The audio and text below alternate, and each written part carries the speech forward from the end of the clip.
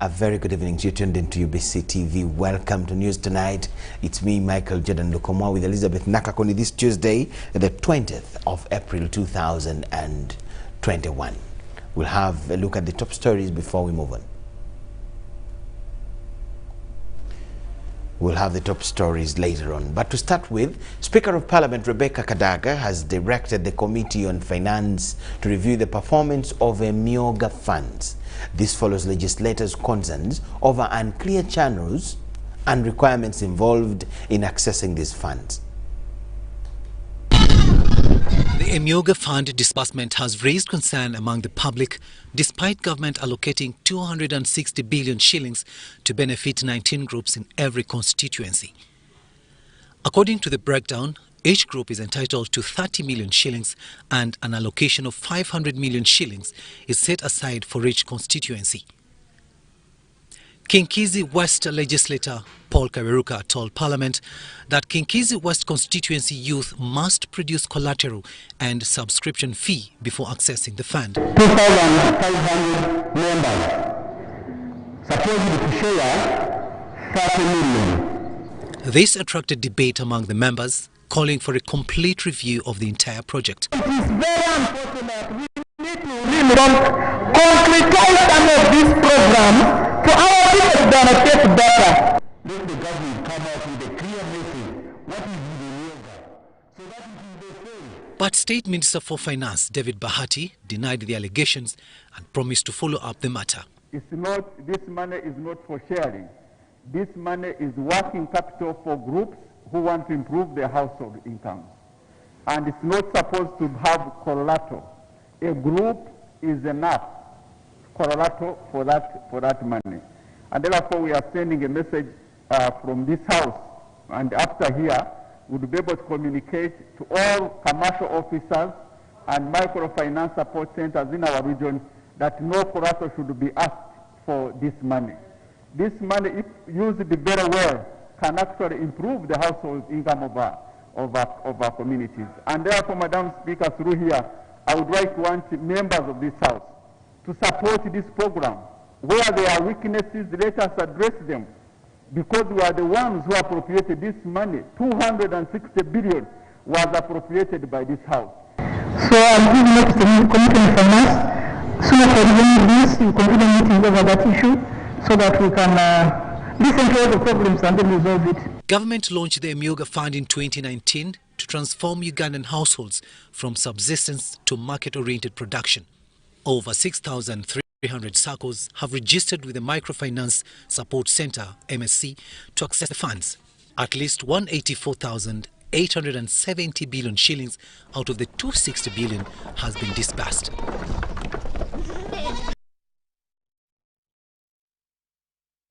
Still from Parliament, the Committee on Finance has faulted commercial bank system of acquiring funds from Uganda Development Bank and then alters interest rates. The committee got information that the Uganda Development Bank diverts loans to a section of commercial banks at a lower rate, which in turn lend to their clients at doubled interest rates. The great cry of the day was after the committee realized that among the diverted funds was part of the 455 billion shillings disbursed to Uganda Development Bank, meant to support sectors most hit by COVID-19. The Minister for Finance, Planning and Development and Economic Development, Matia Kasaija, denied having information of the vice. Our parliamentary crew have the detail. After a series of disappointments with several committees of the August House, Minister for Finance, Planning and Economic Development, Matia Kasaija, in company of representatives of sector agencies, went to the Finance Committee of Parliament to bridge the queries by the members of Parliament relating to issues of accountability. And we have to be open and we have to be accountable. As the Ministry of Finance seeks for Parliament's budget approval of 41 trillion shillings for financial year 2021-2022, the ticking clock has since failed to favor the urgency of the budget approval. Officials from Uganda Development Bank, led by their Chief Executive Officer Patricia Ojangole, could not defend the criteria of acquiring loans at Uganda Development Bank as the legislators poked holes in the management of 455 billion shillings disbursed as COVID-19 stimulus package. The MPs concluded that the stimulus package was instead used to recapitalize Uganda Development Bank. And facilitated projects which were already in a pipeline. Yes.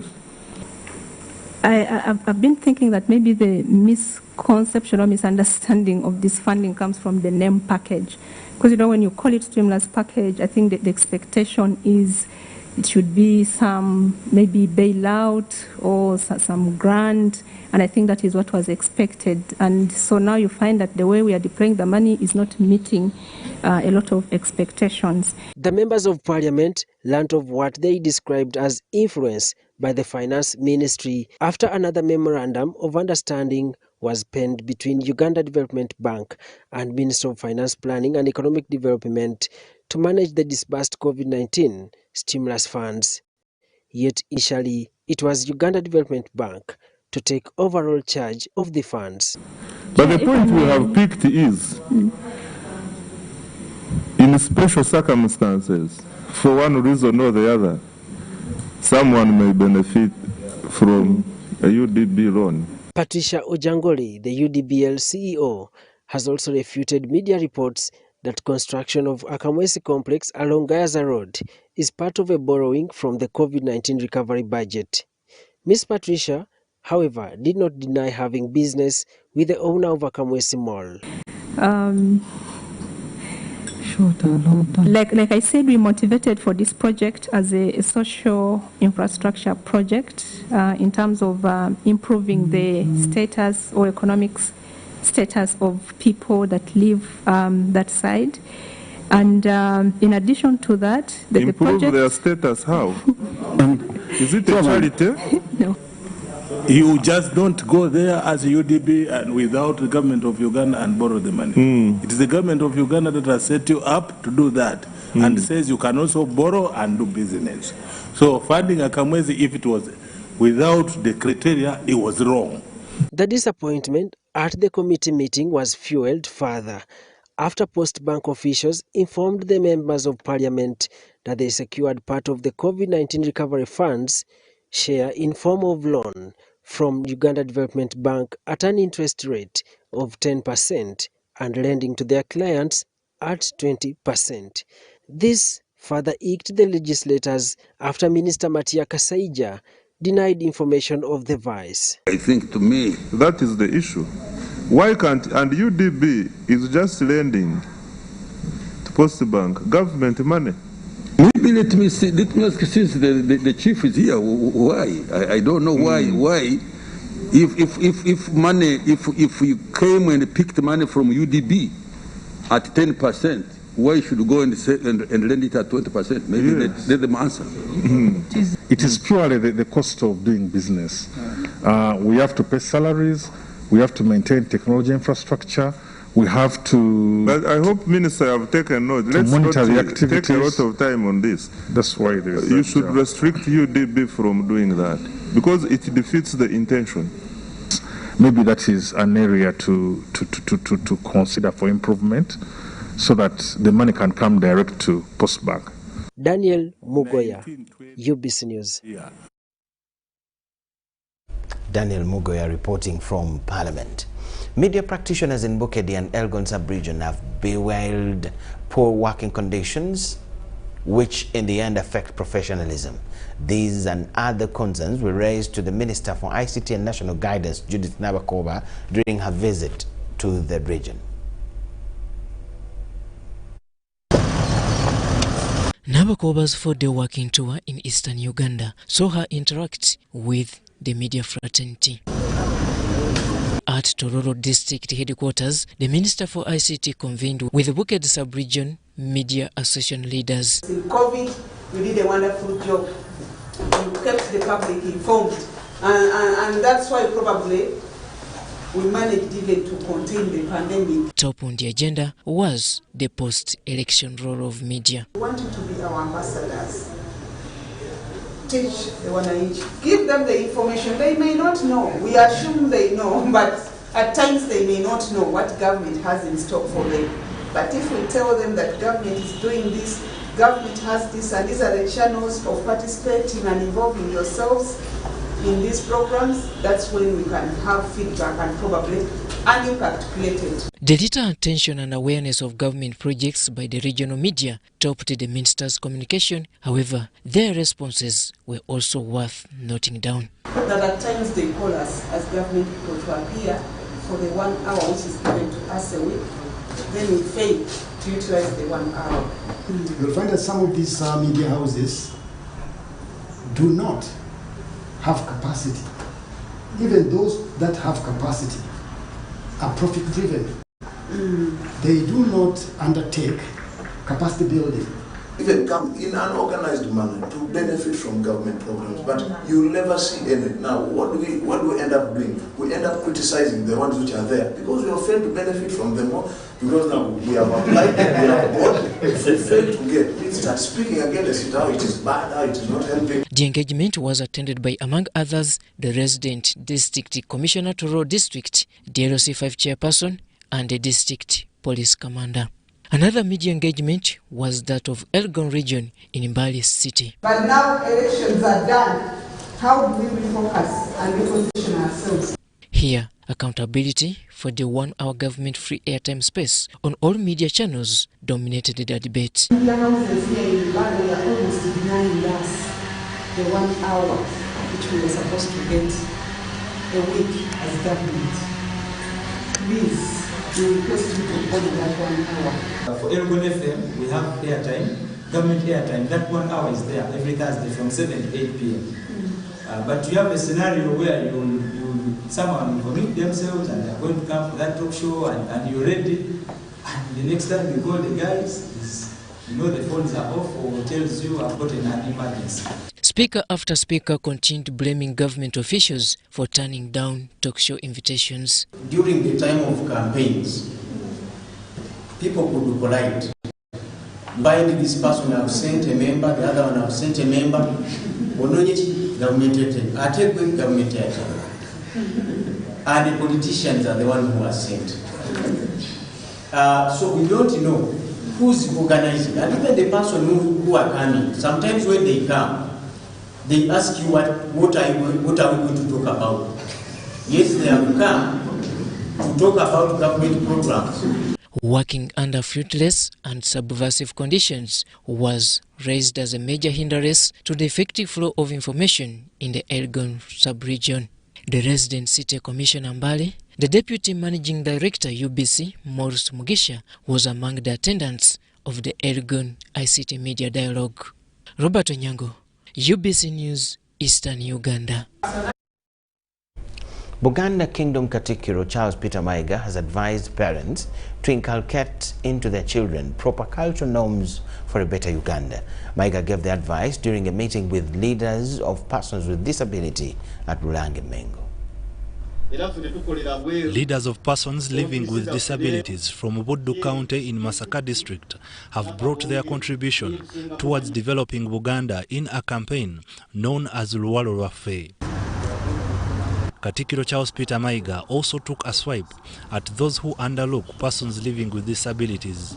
If you do not carry out the responsibilities that you are capable of carrying out, even when you don't have physical disabilities, then you can be described as a disabled.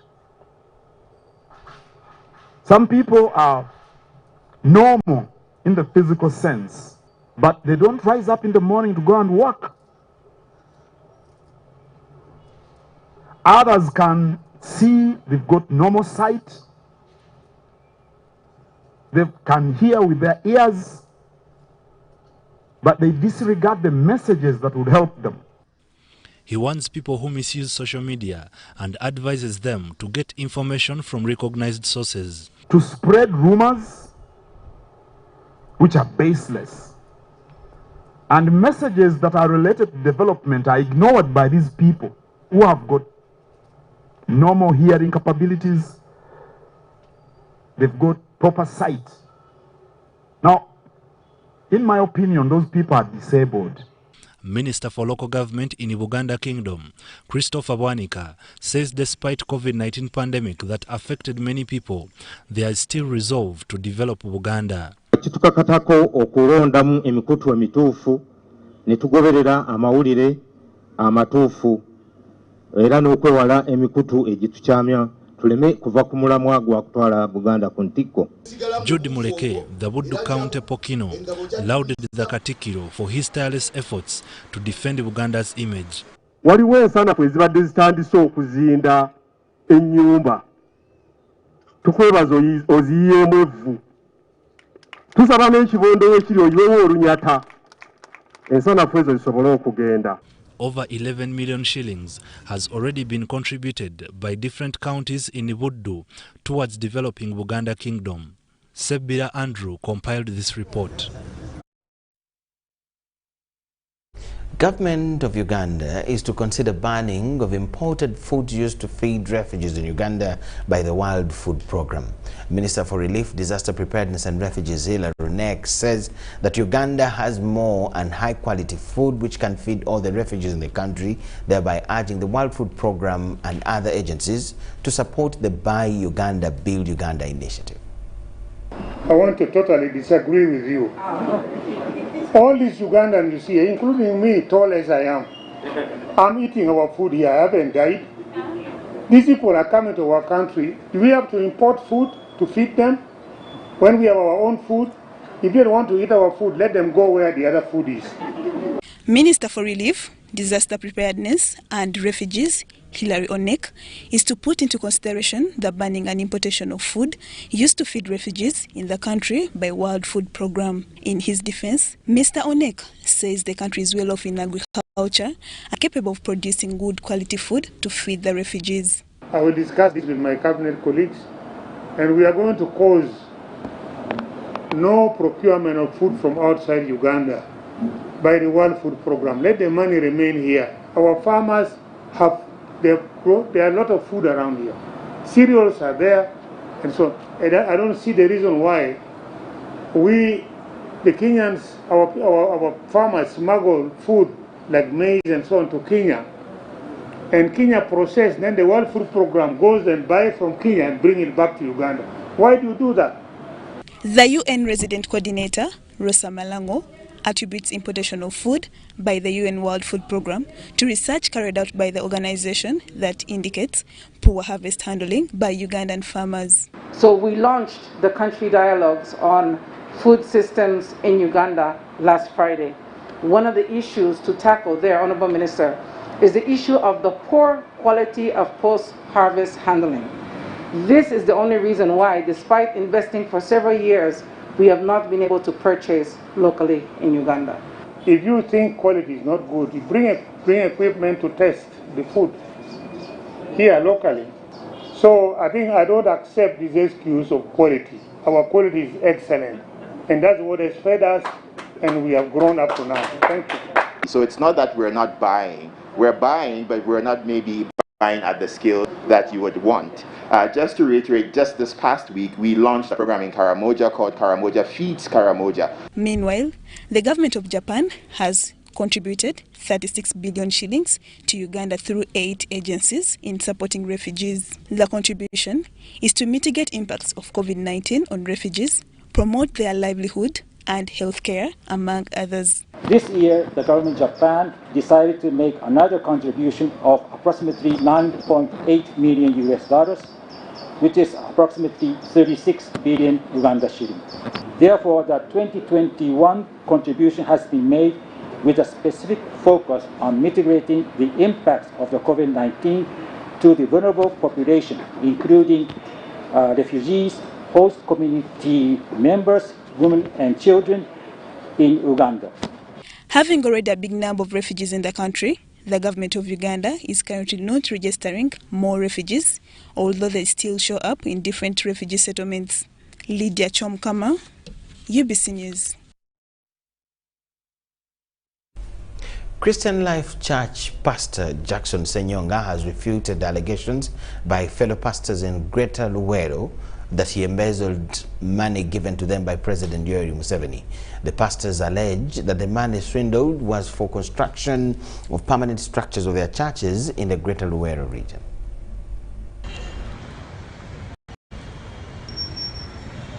Last week, born-again faith pastors from Greater Luweero region attacked Christian Life lead pastor Jackson Senyonga over alleged embezzlement and swindling of their money. The furious pastors allege that Pastor Senyonga collected 20,000 shillings from each in the campaign of building permanent structures for their churches.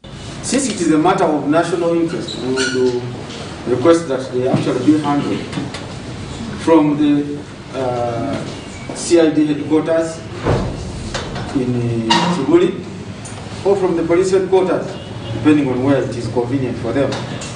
The pastors further allege that there is a likelihood that Pastor Senyonga could have met with President Museveni and was given huge sums of money which he used for his personal gains. They are also saying that the president gave me money to give to pastors for the recently concluded campaign. They are also saying that Pastor Senyonga stole money from them, promising to set up pineapple juice production equipment, and also claiming that I promised to build their churches, and I did not deliver. All these allegations are caught on video as evidence, and they will be displayed or played back before your eyes right here on the screen, so you can know and also see the faces of the propagators. Pastor Senyonga, however, refutes all the allegations made against him, saying the masterminds have intentions of tarnishing his name. Unfounded and far from the truth. These are initiated, propagated, and financed by the one called Brother Ronnie Maccabi. Brother Ronnie Maccabi is the pastor, quote-unquote pastor, of the ATM Church, who also owns Aka TV and Christ FM. They are also sponsored by other fake mafia pastors who we have always talked about. Some of these pastors that are sponsoring this are involved in sodomy acts. UBC News Tonight. Thank you so much for watching. Do not miss what we have after this short break.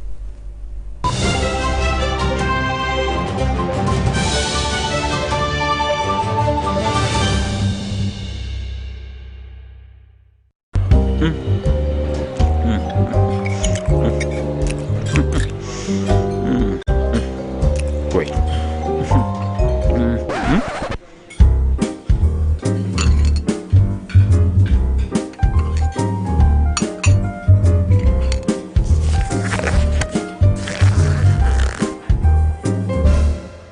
No one should stop you from finishing what's yours. That's why MTN gives you data bundles that don't expire.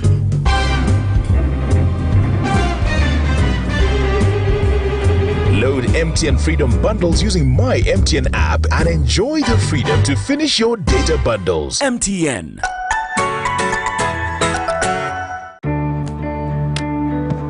Today tastes like a new tradition, like an old favorite.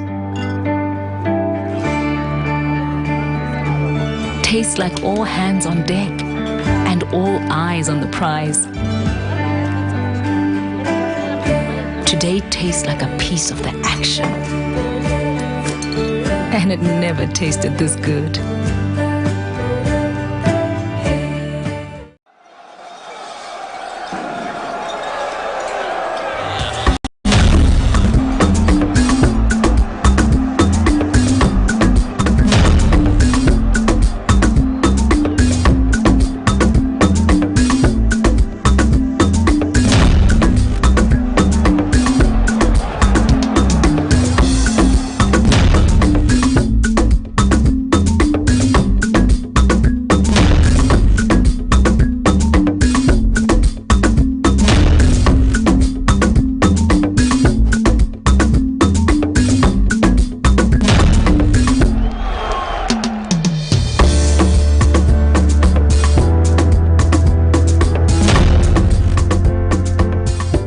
What's their way of stopping HIV?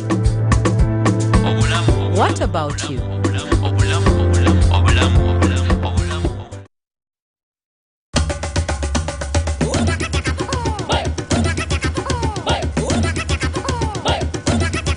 Experience 100% 4G speeds across Uganda with the Airtel 4G Pocket Wi-Fi available at 123,000 shillings only. It comes with a backup battery and 15 GB free for 1 month. Visit the nearest Airtel shop, device selling shop or Airtel online shop. www.airtel.co.ug/broadband-discover. Airtel, the smartphone network. Today tastes like a new tradition, like an old favorite. Tastes like all hands on deck and all eyes on the prize. Today tastes like a piece of the action. And it never tasted this good. Do business with Airtel. Register today as an authorized Airtel SIM selling agent free of charge. All you need to do is submit a business name and a passport-size photograph of the owner, a passport-size photograph of the handler, if applicable, a copy of a valid national ID of the owner, a copy of a valid national ID of the handler, if applicable, an LC or police letter confirming physical residential address of the owner, a certificate of incorporation or certificate of registration, a company TIN issued by URA, if applicable, a certified copy of the form showing the registration location or place of business of the company, Form 18, if applicable, a valid trading license, and an LC or police letter confirming the physical location of the business premises. Business premises should be a brick and mortar building. Verification of the submitted documents will take a maximum of 3 working days, still free of charge. Upon meeting all requirements, Airtel will provide training and customized branding material for your business location, still free of charge. You will be given a fingerprint scanner and a phone to enable customer SIM card registration, also free of charge. For registration inquiries, call us today on 100. Press 2 to know more. Airtel, the smartphone network.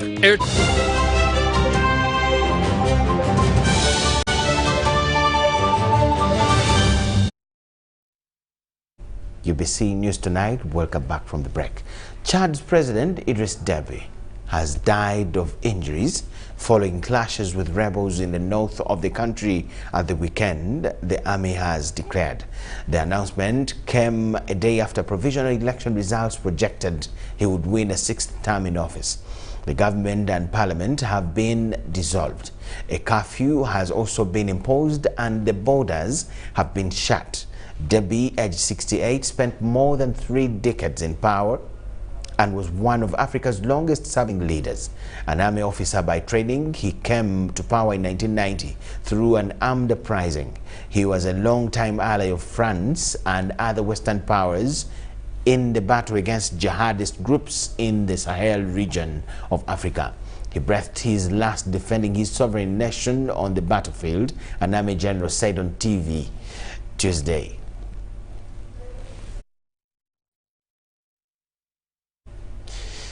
Yes, with that sad story, we come to the end of all we had for you at this point. Let's get back to you at 10 p.m. with another edition of News Tonight. My name is Michael Jananukomwa with Elizabeth Nakakoni and the whole team.